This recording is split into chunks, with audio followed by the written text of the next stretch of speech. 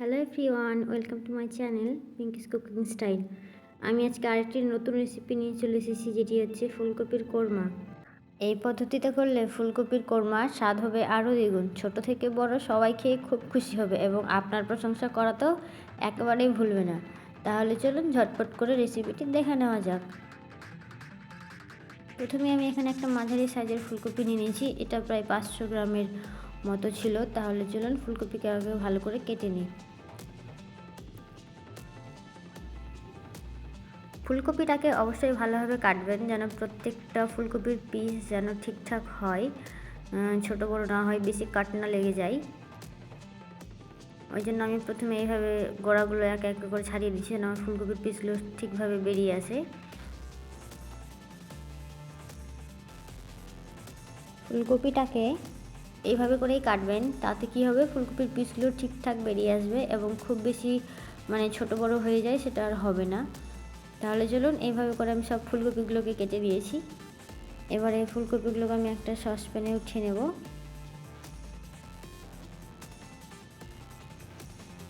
দুই তিনবার ধুয়ে নেওয়ার পর ফুলকপিগুলোতে আমি প্রায় 1 গ্লাসের মতো জল দিয়ে ভালোভাবে ফুটিয়ে নেব। 5 থেকে 7 মিনিট ফোটাবো, খুব বেশি ফোটাবো না, 30% কুক হলেই হবে।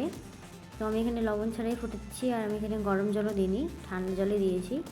তাই জন্য আমি প্রথম থেকে প্রায় 5 থেকে 7 মিনিট ফোটাবো। এই যে দেখুন, আমার ফুলকপিগুলো 5 থেকে 7 মিনিট ফোটানো হয়ে গেছে। খুব বেশি কিন্তু সেদ্ধ হয়নি, 30%-এর মতোই কুক হয়েছে। তাহলে এবার আমি ফুলকপিগুলোকে তুলে নেব।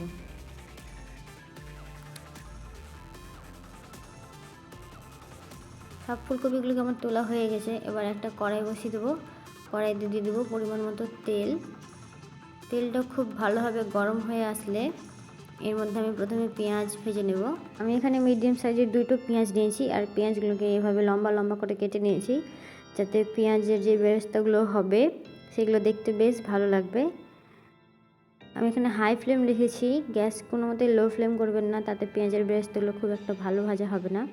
হাই ফ্লেমে ভেজে নেবেন, আর বারবার উল্টে পাল্টে নাড়াচাড়া করে নেবেন, আর এইভাবে যেন প্রত্যেকটা স্লাইস এক থেকে আলাদা হয়ে যায়। তাহলে দেখতে পাচ্ছেন পেঁয়াজের বেরেস্তাগুলো আমার একদম ভাজা হয়ে গেছে, এর থেকে বেশি আর ভাজবো না। তাহলে এবার পেঁয়াজগুলোকে আমি তুলে নিই।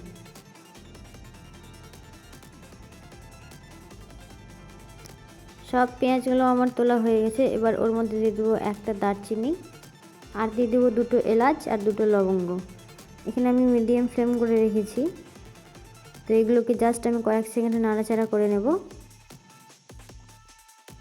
তারপরে এর মধ্যে দিয়ে দেবো 1 চামচ পেঁয়াজ বাটা। পেঁয়াজ বাটাটা দিয়ে জাস্ট কয়েক সেকেন্ড নাড়াচাড়া করব, 30 সেকেন্ডের মতো নাড়াচাড়া করলেই হবে।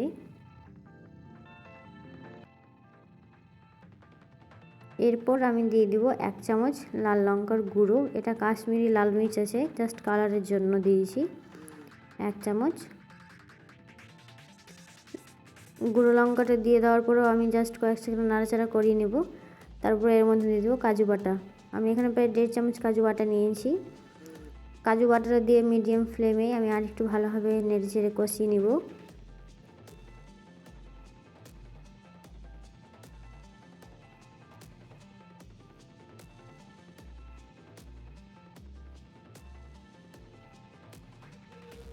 কাজু বাটাটা দেওয়ার পর যতক্ষণ না এই মশলাটা থেকে তেল বেরিয়ে আসছে, আমি ততক্ষণ এটাকে নাড়াচাড়া করে নেব।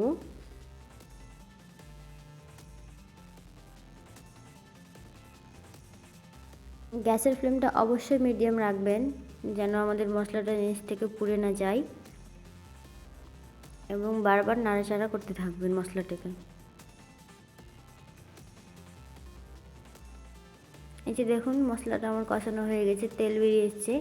এবার আমি লো ফ্লেম করে আরও 2-1 বার নেড়ে চেড়ে নেব। তারপরে এর মধ্যে দিয়ে দেব টক দই। আমি এখানে প্রায় 3 চামচ টক দই নিয়েছি, আর ওটাকে খুব ভালোভাবে ফেটিয়ে নিয়েছি। টক দই না হয়ে গেলে আমি একটু সামান্য জল দিলাম, যেন মশলাগুলো একটু ঠান্ডা হয়, আমাদের টক দইটা ফেটে না যায়।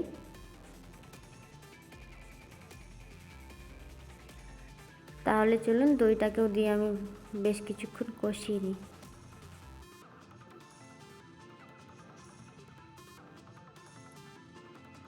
তারপর এখানে অ্যাড করব লবণ। লবণটা আপনারা নিজ স্বাদ অনুযায়ী দেবেন। আর এখানে দিয়ে দেব 1 চামচ চিনি।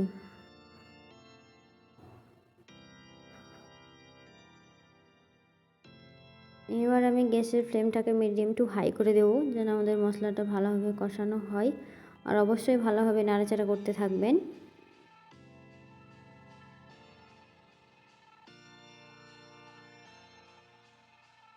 আর আমি এই সময় অ্যাড করছি কিছু বেরেস্তা। এই বেরেস্তাটা এখন অ্যাড করার জন্য এত ভালো টেস্ট আসবে, সত্যি বলছি, আপনারা খেয়ে খুব খুশি হবেন।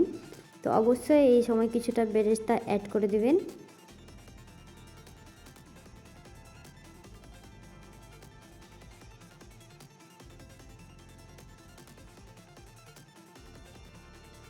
তাহলে চলুন মশলাটা থেকে যতক্ষণ না তেল বেরিয়ে আসছে ততক্ষণ এটাকে ভালোভাবে কষিয়ে নিই। এই যে দেখুন মশলাটা আমার কষানো হয়ে গেছে এবং মশলা থেকে তেল বেরিয়ে এসছে।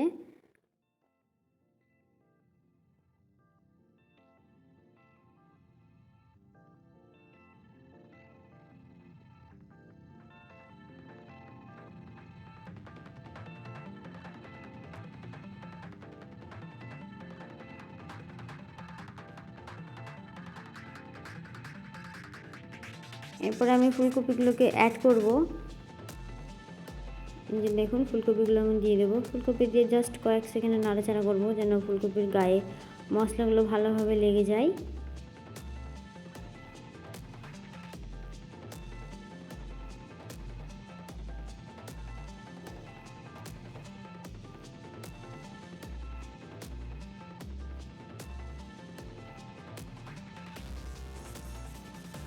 ভালোভাবে মশলা লাগিয়ে নিয়ে এর মধ্যে দিয়ে দেবো 1 গ্লাস জল। যেহেতু আমাদের ফুলকপিটা 30% কুক হয়েছিল, তাই জন্য 70% আমাদের এখন কুক করতে হবে। তাই জন্য আমি এখানে 1 গ্লাস জল ব্যবহার করেছি। এই যে দেখুন আমাদের ফুলকপিগুলো প্রায় 50% মতো কুক হয়ে গেছে। কিছুক্ষণ ঢাকিয়ে রেখেছিলাম। আমি গ্যাসের ফ্লেমটাকে আবারও হাই করে ঢেকে দেবো প্রায় আরও 5 মিনিট। তো আরও 5 মিনিট হয়ে গেছে, আপনারা দেখতেই পাচ্ছেন জলটা প্রায় শুকিয়ে এসছে। ফুলকপিগুলো আমাদের ভালোভাবে সিদ্ধ হয়ে গেছে। এর মধ্যে দিয়ে দেবো বাকি বেরেস্তাগুলো। এই বেরেস্তাগুলো দিয়ে আমি আরও 2-1 মিনিট ফুটিয়ে নেব।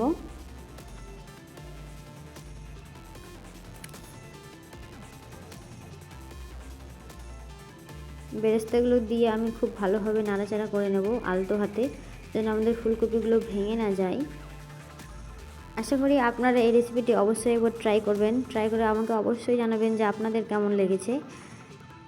এবং দেখতেই পেলেন কত সহজ পদ্ধতিতে আমি করে দিলাম। আমাদের ফুলকপির কোরমা একেবারে রেডি। তাহলে চলুন এটাকে পরিবেশন করে নেওয়া যাক। গরম গরম ভাতের সাথেও খেতে পারবেন, রুটি কিংবা নান, পরোটা সবার সাথে খুব ভালো যাবে।